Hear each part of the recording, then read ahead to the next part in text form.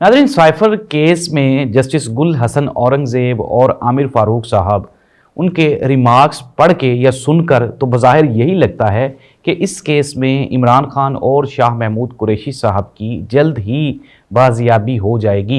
इमरान खान की फैमिली जो कि तशवीश का इजहार करती रही है इमरान खान के केसेस को लेके और इमरान खान की प्रेजेंट पोजीशन को लेके, वो भी अलीमा खान साहिबा ने भी मीडिया से गुफ्तगू करते हुए कहा कि बहुत जल्द इमरान खान जमान पार्क या बनी गाला में होंगे। इवन कि उन्होंने ये भी कहा कि ईद वो अपने कारकुनान के साथ मनाएंगे।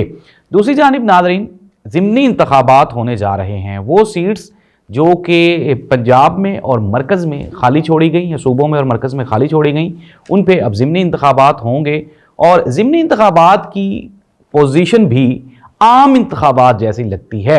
चौधरी परवेज़ इलाही साहब गुजरात के हलके से ज़िमनी इंतखाबात लड़ना चाह रहे हैं, लेकिन आज भी उनके कागजात नामजदगी जमा करवाने में उनको परेशानी का सामना करना पड़ रहा है। क्या ज़िमनी इंतखाबात भी बिल्कुल वैसे ही होंगे जैसे कि आम इंतखाबात हुए, या फिर इसमें कोई बेहतरी आती हुई दिखाई देती है? नाज़रीन, गुज़श्ता रोज़ एक दिल दहला देने वाला वाक़या पेश आया।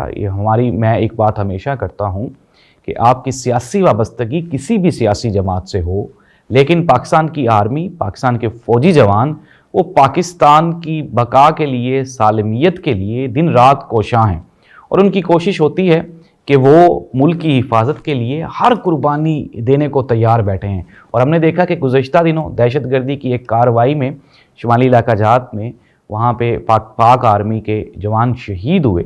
नाज़रीन, ये जो पाकिस्तान में दहशतगर्दी की लहर है, इसका असल ज़िम्मेदार कौन है, इस पे भी आज हम बात करेंगे। तो सबसे पहले शुरू कर लेते हैं, इमरान खान साहब का cipher case Islamabad high court में सुना जा रहा है।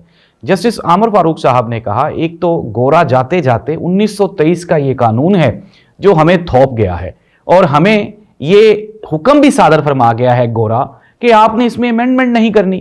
फिर दूसरी जानिब आमिर फारूक साहब ने ये कहा, उन्होंने कहा कि कवानीन तो असम्बली ने बनाने होते हैं, पार्लिमान ने बनाने होते हैं, लेकिन बदकिस्मती से कवानीन में बेहतरी नहीं की जाती, कानून साजी नहीं की जाती। इसके अलावा गुल हसन औरंगज़ेब साहब को जब शाह महमूद कुरैशी साहब की वो तकरीर जिस पे उनको सज़ा सुनाई गई, जब वो उनको गुल हसन औरंगज़ेब साहब को सुनाई गई तो उन्होंने कहा कि मुझे तो बज़ाहिर इसमें कोई भी ऐसी बात दिखाई नहीं देती, सुनाई नहीं देती जिस पर शाह महमूद कुरैशी साहब को इतनी सख्त सज़ा सुनाई जा सके। सलमान सफदर साहब जो कि वकील हैं इमरान खान साहब के, उन्होंने भी अपने दलाइल देते हुए कहा कि इमरान खान साहब को इसलिए सज़ा दी गई कि एक तरफ तो कहा गया कि इमरान खान साहब ने जानबूझकर साइफर अपने पास रखा और फिर एक उसी फैसले में यह भी लिखा गया कि इमरान खान ने गफलत से वो साइफर अपने पास रखा। मुख्तसरन ये नाज़रीन कि आज इस्लामाबाद हाई कोर्ट में जो साइफर की कार्रवाई हो रही है उसमें बज़ाहिर यही दिखाई देता है कि अगर ये फेयर ट्रायल हुआ और वक्ती ट्रायल होता गया, जिस तरह हमने पीछे भी देखा कि इमरान खान की जब कोई अपील आती है, जब पीटीआई के इंटरेस्ट का कोई केस आता है, तो फिर अदालत भी हेले बहाने करके उसको डिले करने की डिले टैक्टिक्स अपनाती है। पिछली मरतबा भी हमने देखा था कि आमिर फारूक साहब की तबीयत ख़राब हो गई थी, इस मरतबा भी तबीयत ख़राब रही, लेकिन आज चलें स्टार्ट हो गया है साइफर केस। तो नाज़रीन, बज़ाहिर यही लगता है कि जब ये मेरिट पे ये केस सुना जाएगा तो ये केस रमज़ानुल मुबारक के महीने में ही ये ख़त्म हो जाएगा। इमरान खान साहब के ऊपर मैं एक बात मुकम्मल दलाइल के साथ गुज़श्ता 2 साल से बयान कर रहा हूँ कि इमरान खान के ऊपर बज़ाहिर कोई भी ऐसा तगड़ा केस नहीं बनाया जा सका जिसमें इमरान खान को कोई लंबी सज़ा दी जा सके। तोशा खाना वाला केस भी, उसकी भी कोई ग्राउंड रियलिटीज़ नहीं है। अगर इमरान खान को सज़ा होती है तो फिर मरियम नवाज़ साहिबा, शहबाज शरीफ साहब, मियाँ नवाज शरीफ साहब, इवन कि पाकिस्तान की तारीख 1947 से लेकर आज 2024 तक बड़े बड़े सियासतदान वो सारे के सारे तोशा खाना केसेस में सज़ा के अहल ठहरेंगे। दूसरी जानिब अगर हम बात कर लें, अब इद्दत वाले निकाह, इद्दत के केस का मामला है, उसमें भी जो बुशरा बीबी के खावंद हैं, वो जो साबिक खावंद हैं, साबिक शोहर हैं, वो भी खावर बाने का साहब, वो भी अब उसमें निकल गए हैं, वो भी उसमें दोबारा पेश नहीं होना चाह रहे। ज़ाहिर सी बात है, कुछ इंटरनल खबरें ये भी हैं कि फैमिली में खावर माने का साहब को इतनी लान तान हुई कि वो अब बहुत शर्मिंदा हैं, बुशरा बीबी से भी और इमरान खान से भी, और कहा यही जा रहा है कि उन्होंने जिस सियासी प्रेशर के बाइस ये सारे बयानात दिए थे अब वो अपने वापस ले लेंगे। अब नाज़रीन, इसके बाद अगर हम बात कर लें इमरान खान, फिर वो अलकादर ट्रस्ट है, उसमें भी जो अलकादर ट्रस्ट के जितने भी वहाँ पे रिप्रेजेंटेटिव केस में पेश हो रहे हैं उन सब ने इमरान खान के हक में बयानात दिए। ऐसी सूरत में इमरान खान को जेल में रखना मुश्किल ही नहीं, नामुमकिन दिखाई देता है। लेकिन फिर दोबारा भूल जाएं कि ये एक ऐसी स्टेट है जहाँ पे आइन नहीं है, कानून नहीं है। हमने तो पहले भी कहा था कि इमरान खान को मावराए आइन और मावराए कानून सज़ाएं सुनाई गई, और सज़ाएं अब अगर कोई बंदा भी कोई भी किसी पे भी कोई इल्ज़ाम धर ले कि यार मैंने फ़लाँ बंदे के प्रेशर में सुनाई या फ़लाँ अदारे के प्रेशर में सुनाई, तो इसका सारे का सारी जो जिम्मेदारी है वो अदालतों पे ही बिल आखिर आती है। अदालतों के अलावा वक्ती तौर पे आप ये देख लीजिएगा कि और कोई 3-4 महीने के बाद ये जो मौजूदा हुक्मरान हैं हमारे सियासतदान, ये आपको कहते हुए दिखाई देंगे कि जी इन तमाम केसेस में हमारा तो कोई लेना देना ही नहीं था, और हम सुन भी रहे हैं यही हो रहा है।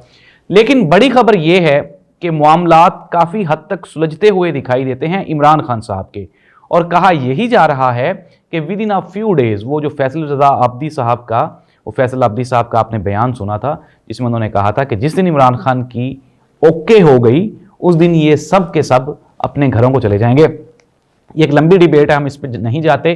वक्ती तौर पे हम इमरान खान साहब की रिहाई पे रहते हैं। तो ये एक बड़ी खबर है जो कि बहुत जल्द आने वाली है, और पार्टी की इंटरनल पोजीशन इंतहाई कमज़ोर होती जा रही है दिन ब दिन।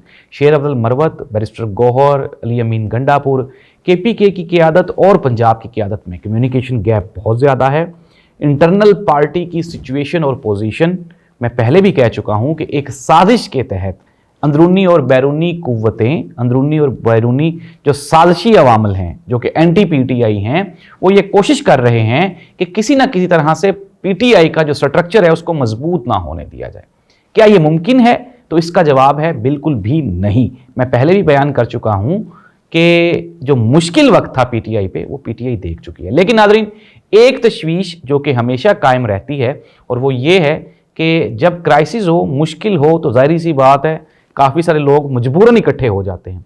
लेकिन जब आसानी मुयस्सर हो तो फिर लड़ाई झगड़ा भी ज़्यादा हो जाता है। अब जाहिर सी बात है पाकिस्तान तहरीक इंसाफ के पास एक सूबे की हुकूमत है, फिर पंजाब में भी अगर हम बात करें सूबे में तो अपोजिशन लीडर का ओहदा है, फिर उसके बाद मराआत हैं MPAs की।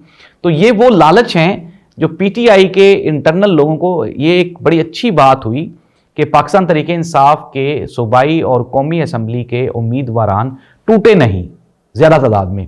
MNA एक जो था वो वसीम कादर, वो छोड़ के गया पार्टी को, और MPAs 3 या 4 थे। ये एक बहुत बड़ी अचीवमेंट है पाकिस्तान की पॉलिटिकल हिस्ट्री में कि पाकिस्तान तहरीक इंसाफ के लोग इस मरतबा लौटे नहीं हुए।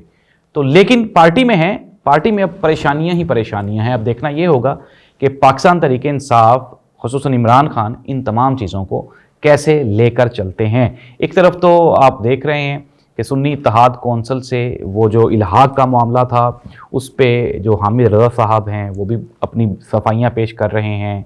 PTI की जानिब से भी कुछ लोग कह रहे हैं कि यार ये इत्तेहाद ठीक नहीं हुआ। लेकिन ज़रूरत अब इस अमर की है कि जो हो गया वो तो हो गया, अब आगे चीज़ों को समेटा जाए। लेकिन ये इसको PTI ने देखना है, हमारा काम है खबर देना। हमने आपको खबर दे दी है। अब हम लोग आ जाते हैं, पंजाब में ज़िमनी इंतखाबात हो रहे हैं और एक मरतबा फिर पाकिस्तान तहरीक इंसाफ के जो नॉमिनीज़ हैं उनको कागजात नामजदगी जमा कराने में फिर वही दुश्वारियां और हीले बहाने बनाए जा रहे हैं। ख़ुसूसन चौधरी परवेज़ इलाही साहब गुजरात के एक हल्के से कंटेस्ट करने जा रहे हैं ज़िमनी इंतखाबात, लेकिन DC ऑफिस में उनके कागजात नामजदगी जमा नहीं हो सके, जिस पे उन्होंने एतराज़ किया है। तो देखना ये होगा आया कि क्या ये जो ज़िमनी इंतखाबात होंगे, क्या PTI इसको बचाने में कामयाब हो सकती है। अब जिम्मेदारी PTI पे ही लागू होती है। नाज़रीन, गुज़श्ता दिनों एक अफसोसनाक वाक़या पेश आया। पाक फ़ौज के जवानों ने जाम शहादत नोश किया। नाज़रीन, पाकिस्तान की फ़ौज एक ऐसी ताकतवर और एक ऐसा मुनज़्ज़म इदारा है जिसका होने से मुल्की सालमियत और मुल्की बका वो डायरेक्टली प्रोपोर्शनल है। फ़ौज जितनी ज़्यादा मजबूत होगी उतनी ही स्टेट आपकी ज़्यादा मजबूत होगी। देखें, मैं फिर दोबारा कहता हूँ कि सियासत से बालातर होकर हमें मुल्क के वसीतर मुफाद में, ये वो वसीतर मुफाद नहीं है जो सियासतदानों का होता है। ये जो फौजी जवान सरहदों पे खड़े होते हैं, ये हमारी जान और माल के मुहाफिज हैं।